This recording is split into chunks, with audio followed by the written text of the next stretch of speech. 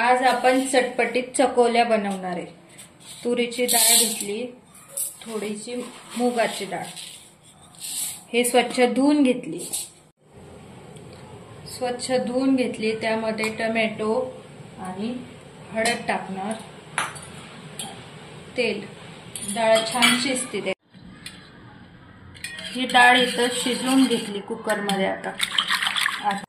इथे आता वरणाला फोडणी द्यायची। त्यामध्ये मोहरी, कढीपत्ता, लसूण, जिरं,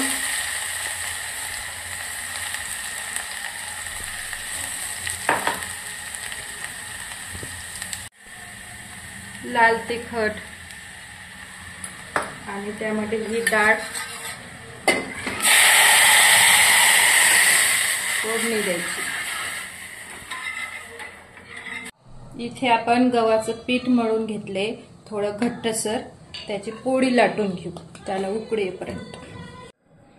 ती पोळी लाटून घेतली, त्याला अशी कट करायची शंकरपाळ्याच्या आकाराची।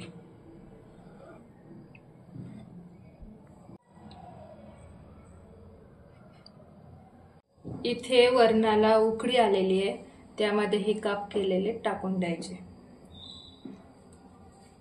आणि चवीपुरतं मीठ। तयार आहेत आपले गरमागरम वरणफळ, त्यासोबत चवीला लोणचं आणि पापड।